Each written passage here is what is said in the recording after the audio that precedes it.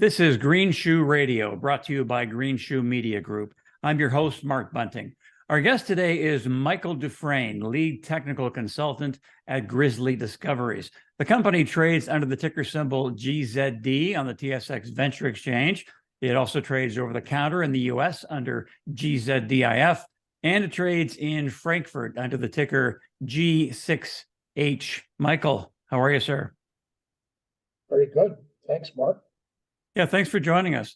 Let's dive straight into it here. Grizzly has a couple of projects in southern BC, right on the U.S. border. One is called RoboCop Battery Metals. The other is Greenwood Precious Battery Metal Project. So for those who may not be familiar, can you give us a sort of a brief, broad strokes overview? Sure. My pleasure. The RoboCop project is in eastern BC, right up against the U.S. border, north of the Flathead Valley. It's a copper, cobalt, silver battery metal project. It's about 10,000 acres, and it's hosted near the northern edge of the highly prospective, what we call the Proterozoic Purcell belt group of rocks. And this belt is special. It's host to a number of world-class copper, cobalt, silver deposits and mines and advanced projects, including Dufresne's Idaho Cobalt Project, Hekla's Troy and Rock Creek mines and advanced project, and Sandfire's Black Butte mine, which is just into construction. So a number of highly prospective copper, cobalt, silver deposits are potentially going to come on stream. The Greenwood Project is a precious metal battery metal project, and it's got a large property holding of 160,000 acres in the highly productive and I think still highly prospective Republic Greenwood District. To date, that district has produced in excess of 7 million ounces of gold and close to 1 billion pounds of copper. There are a couple of very recent mining operations with modern mills that are on care and maintenance, both in the U.S. and Canada, on either side of the border. And there's a number of projects still with resources in the ground, particularly in the U.S. side. Hekla and Caliber Mining have combined about 5 million ounces in resources, and they're all related to the prospective graben geology and mineralization, which is related to the three specific grabens: Republic, Charota, and the Rock Creek graben. And these grabens exist up into Canada, and much of the Grizzly lands cover these grabens.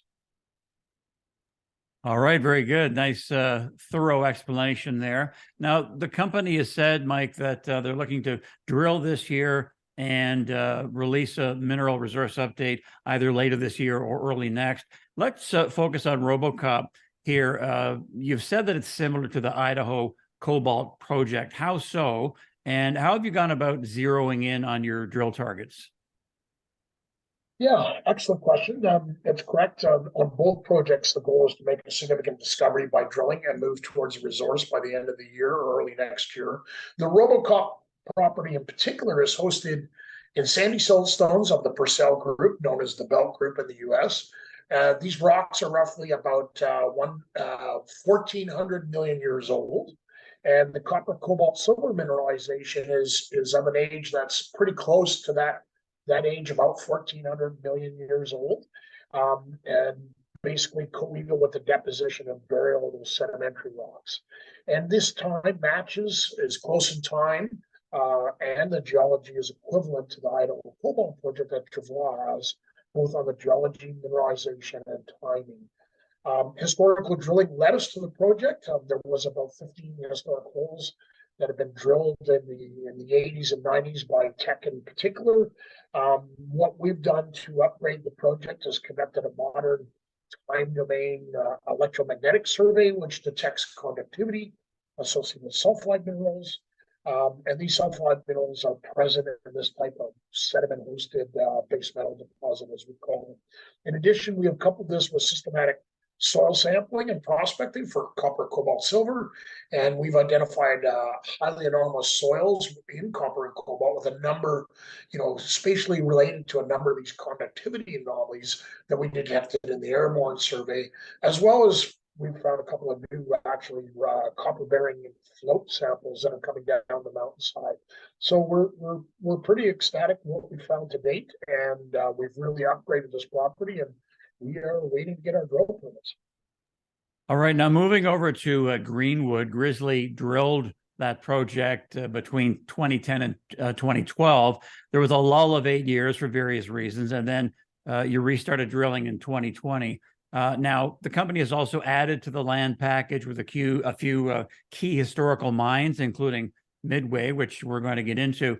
And as you've said, the Republic Greenwood District is a prolific region for production. So what would you say is unique about Grizzly's Greenwood project? Sure. Grizzly's project at Greenwood is, for my mind, one of the biggest single land holdings of any company in British Columbia in a highly prospective and productive belt such as the Republic Greenwood District. I believe the belt is very underexplored, and there's reasons for that. There are literally more than 100 historical mines for gold, silver, copper, lead, zinc. And this district suffered for many years from a fragmented land position. And evidence of this is, I mean, here's a district with 7 million ounces of gold and basically a billion pounds of copper. And evidence of this fragmented nature is a database of less than 800 historical drill holes. This district really should have 5,000 to 10,000 drills. Grizzly conducted the first significant, amalgamating all this land. They were able to conduct the first significant and modern airborne survey. Again, one of these time domain electromagnetic surveys, along with systematic prospecting and rock sampling. I mean, Grizzly's collected 4,000 rock samples, 13,000 soil samples, and we identified numerous new targets, assisting in the de-risking of this project. To date, Grizzly's drilled about 88 holes for about 15,000 meters, but this project needs a lot more. Needs a lot more drilling. The land package is situated over these three grabens that I've mentioned, these three graben-like structures that are cored by Paleozoic to Triassic volcanics and sediments. And there are at least 4 different age intrusive events that have yielded world-class epithermal gold-silver deposits, copper, gold, silver skarns, and the potential for copper, gold, silver P.Geo porphyries. And there are some world-class deposits in this belt to the west and northwest already. Now, Michael, I saw Grizzly CEO Brian Testo interviewed fairly recently, and he said, quote unquote, we're big into silver, and that the Midway Mine, which was purchased late last year, is the flagship and maybe the most exciting prospect. So can you give us some more details about Midway? Yeah, absolutely. And Grizz, as he is known as, Brian Testo, is absolutely high on silver. As everybody knows, the gold silver ratio is way out of whack from historic times. But that was the reason behind a couple of these acquisitions. We've actually made 2 key acquisitions: the Midway Mine, along with the historical Imperial Mine, and they're new acquisitions basically as of the last 12 months. And they represent small to moderate tonnage historical mines, but with very high grade silver and to a degree gold values and some polymetallic opportunities with lead, zinc, and copper. The Midway Mine itself produced from 3 levels in the mid to late 1980s and was shut down during an extremely low price environment, even though reportedly it made money. I mean, at the time, silver and gold were $5 an ounce and $300 an ounce, respectively, as opposed to today's prices. The Midway geological setting is similar to many of the high-grade producers in the district, hosted in Triassic Brooklyn Formation sediments in contact with serpentinites, exhibiting liswonite alteration within a window of the Terota Graben. What comes to mind is the Lexington and Golden Crown mines are recent examples of this style and setting, but there are a number of them. Our recent work has shown values at surface in selective samples on the order of 40 to 60 ounces per ton silver and 1/3 to 2 ounces per ton gold. The Midway and Imperial Mine areas have seen very limited exploration. The Imperial Mine is hosted in a very similar geological setting and only about 5 or 6 kilometers away from the Midway Mine.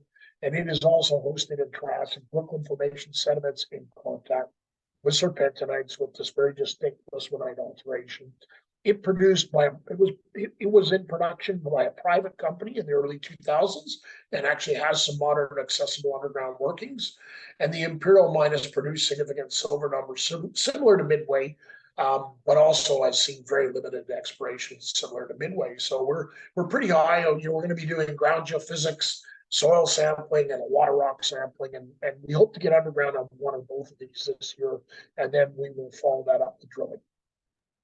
All right, very good. Now, Mike, you touched on the geological setting of Greenwood overall and the potential for copper, gold, silver, platinum group element porphyries as well. Do you want to expand on that at all, or do you want to move on a little bit? No, I'll expand on that. Okay. So, I visited the Greenwood Project on a number of occasions with some big companies, and they all thought it was prospective for porphyries. The Greenwood District is part of what we call the Quinalia Terrane, which is host to a number of exhumed grabens with these older and deeper buried rocks that were part of an old island arc, and they're now being exposed. And they include a number of well-known alkalic porphyry systems that in particular are associated with late Triassic to early Jurassic time and intrusive activity. World-class Copper Mountain Camp near Princeton. It's only 100 kilometers to the west of Greenwood.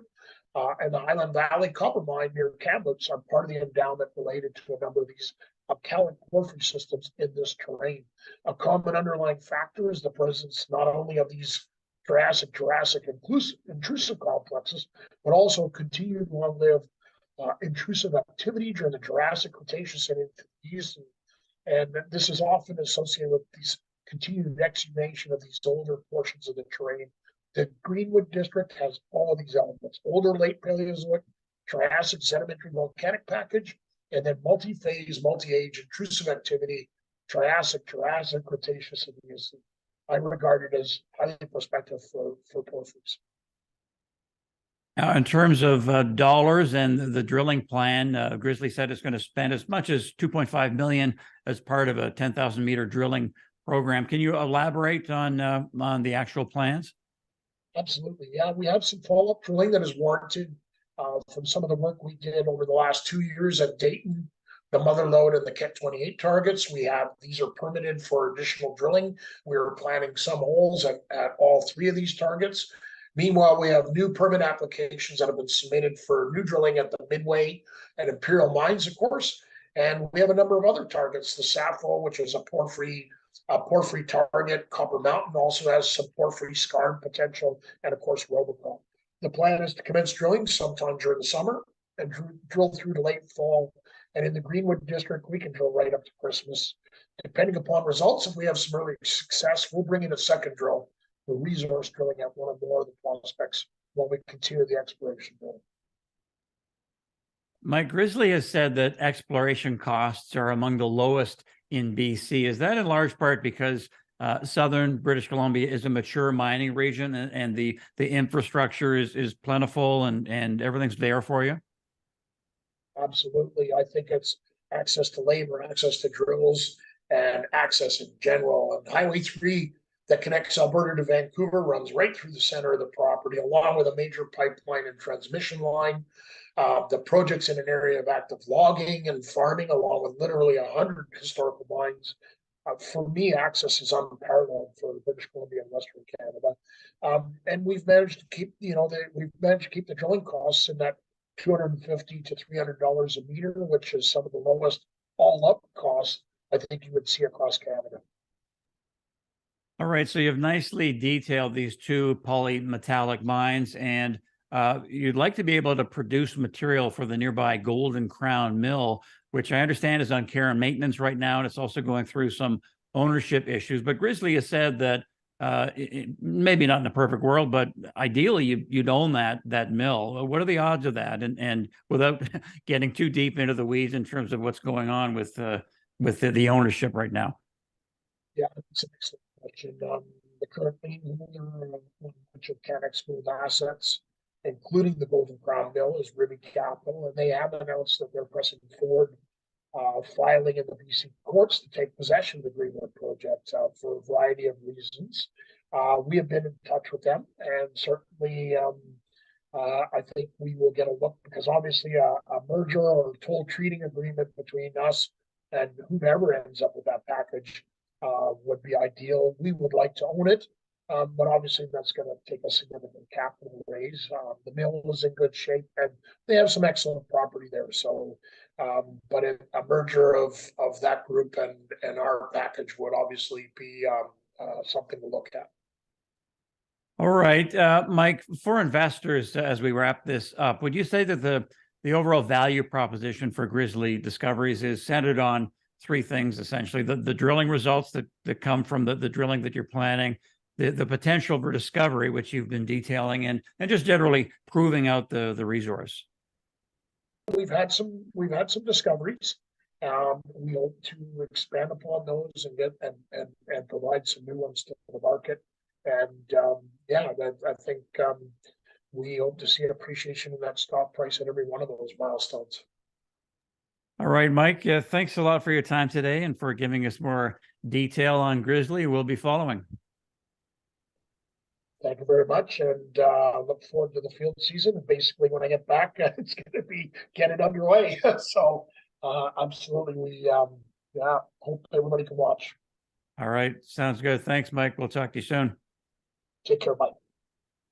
Our guest has been Michael Dufresne, lead technical consultant at Grizzly Discoveries. Thank you very much for listening to Green Shoe Radio. I'm Mark Bunting. Until next time, bye for now.